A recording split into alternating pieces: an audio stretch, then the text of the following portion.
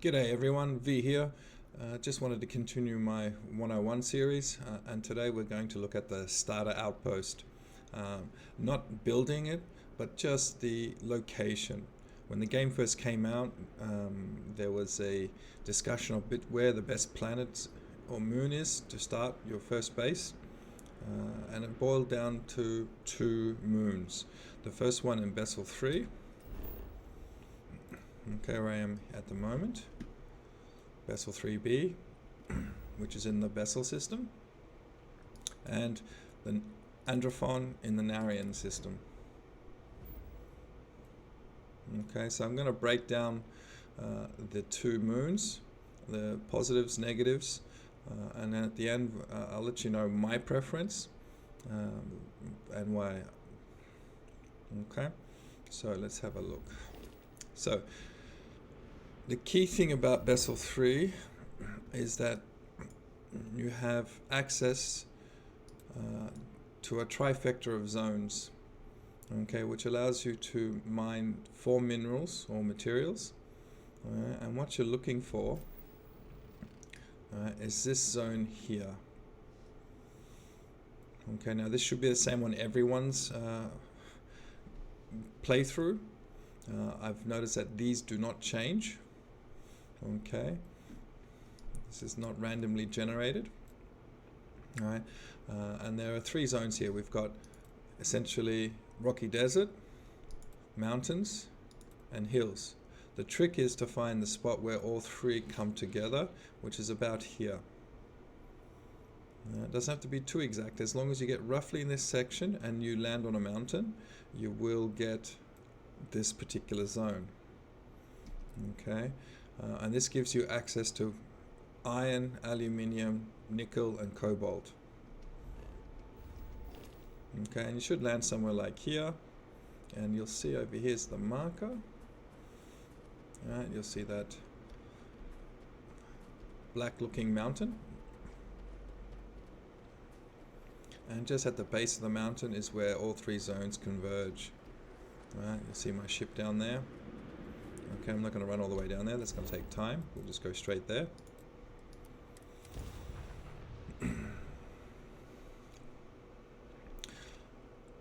Now the key thing is that you have access to 4 materials in this zone, okay, which is why a lot of people like it. It's a nice thing to have, certainly. Okay, I'm just getting out of the rain. So what you're going to see down here, generally speaking, okay, you've got your aluminium,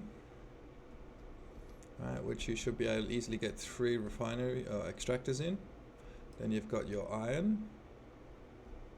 Again, you'll get definitely 3, possibly 4 if you can really squeeze it in somehow, but definitely 3. You generally want the same 3 and 3. 3 aluminium, 3 iron, because that will give you your 1-for-1 for building materials. Your cobalt is on the mountain. So again, 1, 2, and 3. You can get it here. Just need to, there we go. Okay, and the last one, nickel, which, you know, again, you want only 3 anyway, because you want to 1-for-1 match it to build the magnets. And this allows you to do your XP boosting. Alright, so you get access to 4 materials, essentially enough for 6 units. So 3 for iron and aluminium and 3 for cobalt and nickel. Now the thing is, I don't know 100% if everyone is going to have the same. I haven't tried a new game and had a decent look to whether this is still going to be the same sort of setup, whether you can only have 3 for 3. As you can see, they're all on the border edge except for the nickel, so you can't really go much farther in any direction to get more of a different type of resource. You're pretty much stuck with what's here. And if I go further south, I'll lose the cobalt, and if I go further east, I'm going to lose some other things. Okay, so yeah, that's pretty much the sweet spot. You may get a little bit more by moving it, but that's pretty much it. Okay, so next thing, the other benefit of Bessel 3 is the time differences.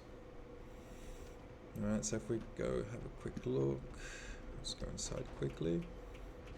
Now the time difference here is 1 hour of local time is almost 60 hours of UT time. Okay, so that allows you to sleep less, to get the same amount of materials as you would on it, say Andron. Okay, it's a 1 to 60 ratio. Alright. And they're basically the positives. Yeah, this is why people prefer Bessel 3B. However, the negatives for Bessel 3B is the weather. At the moment it's raining, as you can see here. It's a freezing rain. Let me go back inside before I get injured. Okay, you can also get sandstorms. So, freezing rain, sandstorms, and the other negative is the gravity. It's not a true negative, but in comparison to Andron it is. If I was to jump from this height onto the ground, I would injure myself.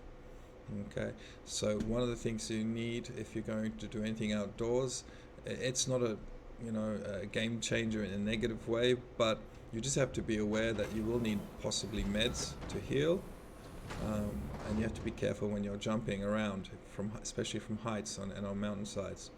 Again, if you're just building a starter outpost, not traveling around here a lot, it doesn't matter too much realistically, but just be aware that it is there.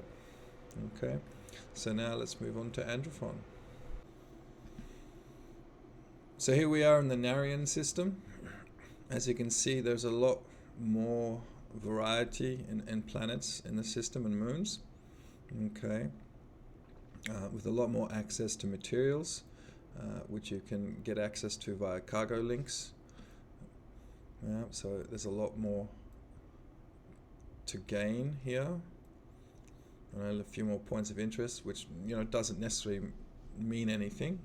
Space travel in the game is fairly quick. It doesn't change really, no matter what planet you're going to. So, but it's nice to have. Again, with Andron, you have the iron and the aluminium. You also have helium-3. So if you want to start playing with inter-system cargo links, it's on the same planet. Same moon at least, and you can get all three, helium-3, iron and aluminium, in the same location.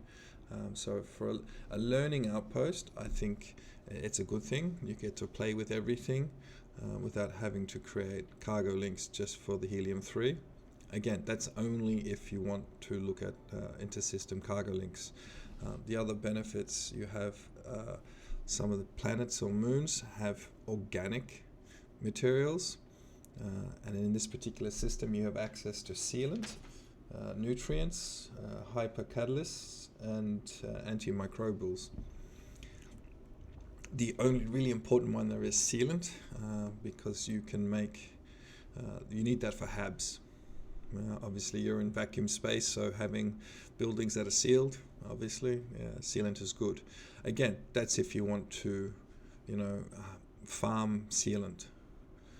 You can just buy it at vendors. It's you're not going to need that much sealant unless you're building an intergalactic networks. So so it's a bonus, but by no means a game breaker. It's just nice to have.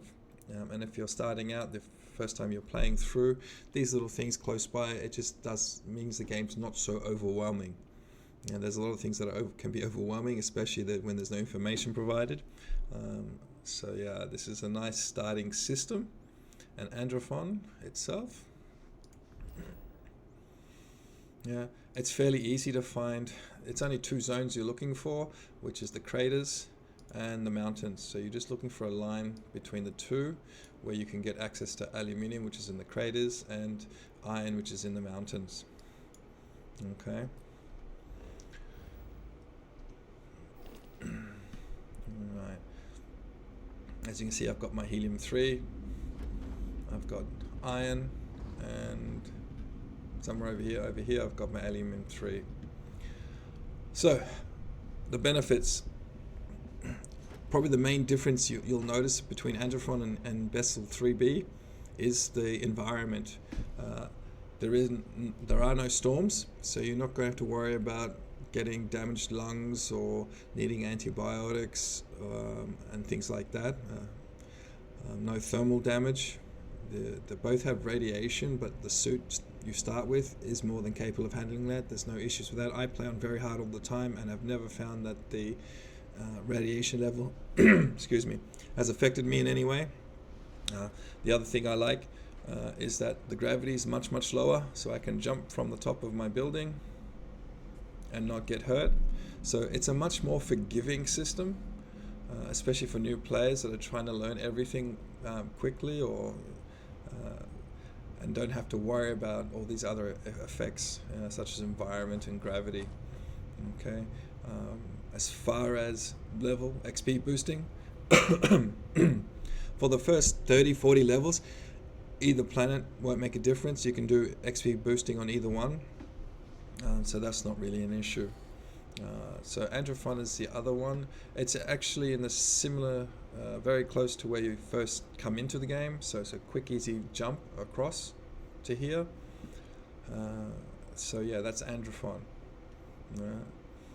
Has what you need: the iron and aluminium for building, XP boosting. Okay, the time factor is 1:6. Yeah, so Bessel 3B is 10 times better when it comes to this time ratio. So when you're XP boosting, you know, you don't need to sleep as much to get the same amount of materials. Okay, so which one do I think is better? Well, let's see.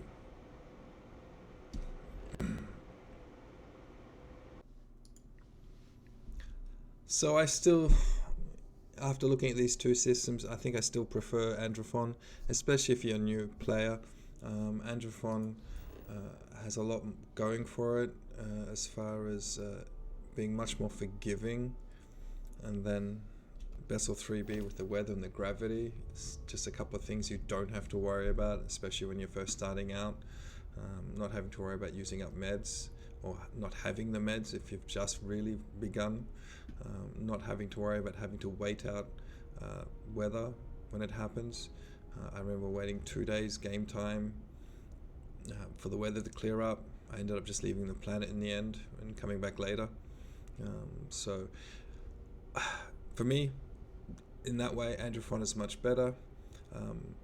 When you're XP boosting above level 80, definitely Bessel 3B, you'll get more returns for the time you spend because of that time difference. But certainly don't try and focus on all four. I don't think that's worth it. All four materials, I mean. Just focus on the cobalt and nickel, because that way at least you have 4 different materials to work with. You know, Andron for the iron and aluminium, as well as cobalt and nickel on Bessel 3B. As far as helium-3 is concerned, while it's nice on Andron, you can still get access to it in Bessel 3B because the 2 planets, planet and moon nearby, have it, so you can just create a cargo link between the two and you'll be fine with that. But yeah, I still think Bessel 3B is good for later for XP boosting, but Andron as a starting planet, especially new players, is much better.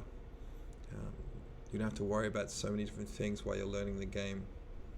Okay, so that's it from me. Have a nice day. If you liked the video, please leave a like. If you want more content, please subscribe. And yeah, ciao.